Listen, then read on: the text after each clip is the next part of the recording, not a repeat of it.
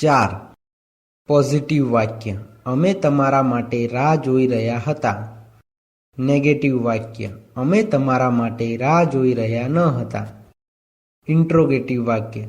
શું અમે તમારા માટે રાહ જોઈ રહ્યા હતા?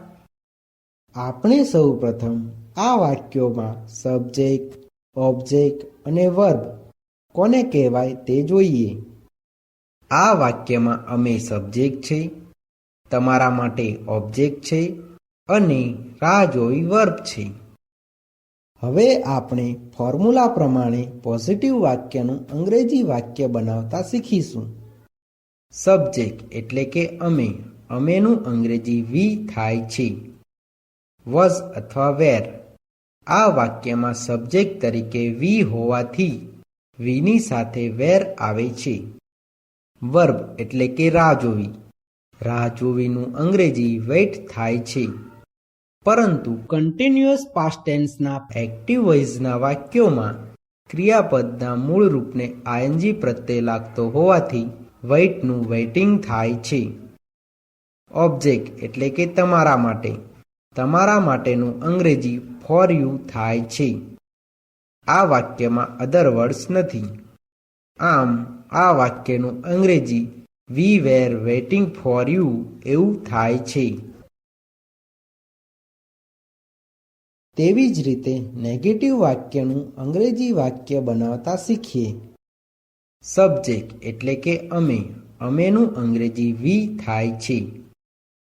વોઝ અથવા વેર. આ વાક્યમાં સબ્જેક્ટ તરીકે વી હોવાથી વીની સાથે વેર આવે છે. નોટનું નોટ. વર્બ એટલે કે રાહ જોવી.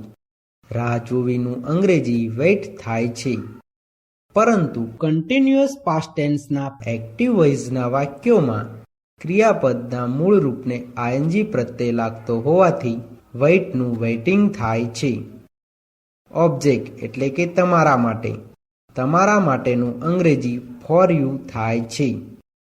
આ વાક્યમાં અધર વર્ડ્સ નથી. આમ આ વાક્યનું અંગ્રેજી we were not waiting for you એવું થાય છે. તેવી જ રીતે ઇન્ટ્રોગેટિવ વાક્યનું અંગ્રેજી વાક્ય બનાવતા શીખીએ. વોઝ અથવા વેર. આ વાક્યમાં સબ્જેક્ટ તરીકે વી હોવાથી વીની સાથે વેર આવે છે.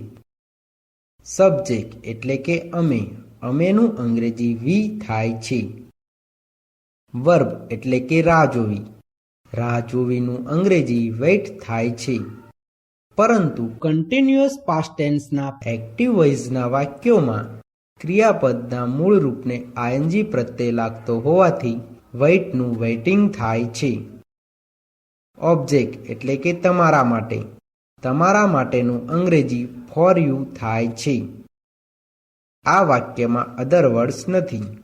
આ ઇન્ટ્રોગેટિવ વાક્ય હોવાથી વાક્યની પાછળ ક્વેશ્ચન માર્ક આવે છે. આમ આ વાક્યનું અંગ્રેજી વેર વી વેઇટિંગ ફોર યુ એવું થાય છે.